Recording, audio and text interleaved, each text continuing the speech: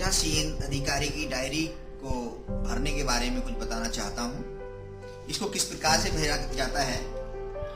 जो पीठासीन अधिकारी को हस्त पुस्तिका मिली है उसके अंदर भी कुछ गलतियां हैं, कुछ छापने में गलतियां हुई हैं, उसका भी ध्यान दें। तो इसमें बिंदु 1 पर निर्वाचन क्षेत्र का नाम साफ साफ बड़े अक्षरों में लिखें, मतदान की तारीख, मतदान का केंद्र संख्या तथा नाम और मतदेय स्थल की संख्या अवश्य लिखें, की संख्या। मतदान केंद्र की स्थिति कहाँ बनाई गई है, सरकारी है अथवा अर्ध सरकारी है। तो सामान्यतः सरकारी अर्ध सरकारी में ही जो मतदान केंद्र बनाए जाते हैं तो उसको दर्शाना है। यहाँ पर कई बार ऐसी परिस्थिति आ जाती है, 4 नंबर पर बताया गया है जैसे यहाँ पर कि मतदान अधिकारी की स्थानीय तौर पर नियुक्ति करनी पड़ जाती है।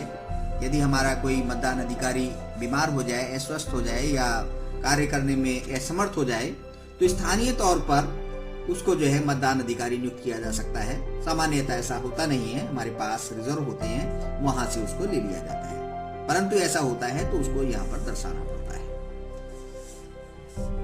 6 नंबर पर ये इंपॉर्टेंट चीज है, महत्वपूर्ण है, इसको कृपया ध्यान दें। प्रयुक्त कंट्रोल यूनिटों की संख्या सामान्यतः हमारे पास 1 ही होती है। प्रयुक्त कंट्रोल यूनिटों की क्रम संख्या जो उसका सीरियल नंबर होता है, जो उसके पीछे भी दर्शाया जाता है और उसकी डिस्प्ले पे भी लिखा होता है। प्रयुक्त बैलेटिंग यूनिट की संख्या ये जो है आवश्यकता के अनुसार होती है, लेकिन हमारे विधानसभा में कहीं पर भी जो है 15 अभ्यर्थी से ज्यादा नहीं है, तो इसलिए वहां पर भी सब जगह एक ही संख्या ये वर्तमान समय में होगी। प्रयुक्त बैलेटिंग यूनिट की क्रम संख्या जो उसका सीरियल नंबर होता है उसको दर्शाना होता है। प्रयुक्त पेपर सील की संख्या ये मान लीजिए 4 हमें प्राप्त होती हैं, तो ये यहाँ पर इसकी लिखी जाती है। प्रयुक्त पेपर की क्रम संख्या जो भी सील है वो यहाँ पर हमारे यहाँ पर दर्शाया जाता है, जो भी है। आपूर्ति किए गए विशेष टैग की संख्या यानी कि जितने हमें प्राप्त हुए हैं उनकी संख्या, ये मान लीजिए 4 हमको मिलते हैं, तो यहाँ पर आपूर्ति किए गए विशेष टैग का हमारा जो सीरियल नंबर होता है वो यहाँ पर लिखा जाता है। इसी तरीके से जितने प्रयुक्त हमने किए हैं उनकी विशेष कितनी संख्या है, प्रयुक्त किए गए विशेष टैग की संख्या यहाँ पर मान लीजिए 2 हम कर देते हैं, तो 2 लिखेंगे। सामान्यतः 1 ही हमारे पास होता है। जो उसकी क्रम संख्याएं हैं जो हमने यूज किया है वो यहाँ पर लिखेंगे, और जो बचे हुए टैग हमारे पास हैं, विशेष टैग हैं, उनकी संख्याएं यहाँ पर दर्शाई जाती हैं। इसी तरीके से जो हमने प्राप्त की हैं, आपूर्ति की गई स्ट्रिप सील्स की संख्या जितने प्राप्त करते हैं वो यहाँ पर दर्शाते हैं, उनके नंबर हम यहाँ पर दर्शाते हैं, सीरियल नंबर। इसी तरीके से जितनी हमने प्रयोग किए हैं उसको हम, इसमें भी सामान्यतः 1 से ही काम चल जाता है, टूट जाए अलग चीज है। प्रयुक्त की गई स्ट्रिप सील्स की क्रम संख्याएं यहाँ पर दर्शाई जाती हैं। अप्रयुक्त यानी कि वापस जितनी भी हमने जो है स्ट्रिप सील्स हैं उनकी जो संख्याएं यहाँ पर दर्शाई जाती हैं। इसी तरीके से ये 8 नंबर पर मतदान अभिकर्ताओं की संख्या तथा देरी से पहुंचने वालों की संख्याओं का ब्यौरा यहाँ पर दिया जाता है। अभ्यर्थियों की संख्या जिन्होंने मतदान केंद्रों में मतदान अभिकर्ताओं की नियुक्ति की है वो की संख्या यहाँ पर दर्शाई जाती है। मतदान केंद्र पर सौंपे गए कुल मतदाताओं की संख्या माना कि 1000 हमारे पास यहाँ पर है। निर्वाचकों की संख्या जिन्हें निर्वाचक नामावली की चिन्हित प्रति के अनुसार मतदान करने की अनुमति दी गई है। मतदाताओं में हमारा 1000 हो सकता है, यहाँ पर अनुमति डिलीट हो सकते हैं या छोड़ के जाने वाले लोग हैं, मान लीजिए 990 यहाँ पे दर्शाया जाए। निर्वाचकों की संख्या जिन्होंने मतदाताओं के रजिस्टर के अनुसार वस्तुत मतदान किया है, जिसमें जो हमारा होता है 17 उसके अनुसार कितने मतदान हमने दिए। वोटिंग मशीन के अनुसार दर्ज मतों की संख्या ये मान लीजिए 600 यहाँ दिखाते हैं। इसके उपरांत प्रथम मतदान अधिकारी के हस्ताक्षर और द्वितीय मतदान अधिकारी के हस्ताक्षर यहाँ पे क्यों होते हैं, क्योंकि मतदाताओं के रजिस्टर का प्रभारी द्वितीय मतदान अधिकारी होता है, इसलिए वहां पर उसके हस्ताक्षर किए जाते हैं। उसके उपरांत 11 नंबर पे मतदान करने वाले निर्वाचकों की संख्या, पुरुष महिलाएं कुल। तो 600 हमारे ये थे, तो दोनों का टोटल 400, 200, 600 ही हो सकता है। अभ्यापेक्षित मत जो हमारे जो चैलेंज वोट कहलाते हैं, कोई अभिकर्ता जो है उस पे चैलेंज कर देता है किसी मतदाता के साथ, तो उनकी संख्या में कितने लोगों को हमने अलाउ कर दिया है, तो मान लीजिए 5 चैलेंज वोट किए जाते हैं, जिनमें हमारे द्वारा जो है 3 को हमने अलाउ कर दिया जाता है, यानी कि अनुमति दे दी जाती है, और 2 को अस्वीकृत कर दिया जाता है।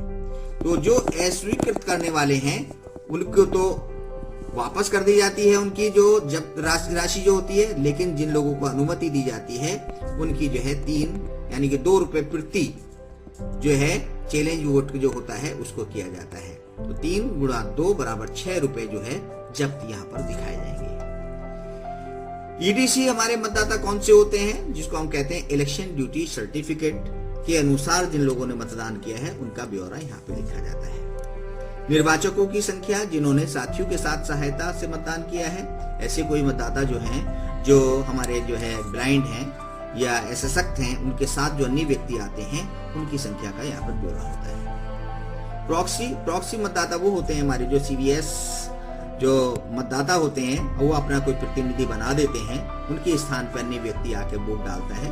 ऐसे व्यक्ति अगर हैं, ऐसे प्रॉक्सी वोट डाले गए हैं, तो यहाँ पर उनकी भी संख्या दर्शाई जाती है। इसी तरीके से जो हमारे पास निविदक, जिसको हम कहते हैं टेंडर वोट कितने हमारे पास हैं, कितने डाले गए हैं, उनकी संख्या यहाँ पर दर्शाई जाती है। जैसे कि हमने मान लीजिए 3 निर्वाचकों की संख्या, जिनकी आयु के संबंध में घोषणाएं प्राप्त हुई हैं, जिन्होंने ऐसी घोषणा देने से इनकार किया है, उनकी संख्या यदि कोई है तो यहाँ पर दर्शाई जाती है। क्या मत का स्थगन करना आवश्यक था, या यदि ऐसा कुछ है तो ऐसा है, सामान्यतः ऐसा होता नहीं है, तो ये बताया जाता है। डाले गए मतों का, यानी कि हर 2-2 घंटे पर बाद जो है इसके अंदर हमें इसका रिकॉर्ड रखना पड़ता है। आजकल SMS के द्वारा भी जिसकी जानकारी हर 2 घंटे पर अपने रिटर्निंग ऑफिसर को प्रदान की जाती है। जैसे मान लीजिए 7 से 9 के बीच में 50 मत डाले गए, 9 से 11 में 70, और 11 से 1 तक 150, उसके आगे 400, फिर 5 बजे तक हमने जो है 595 मत डाल दिए हैं।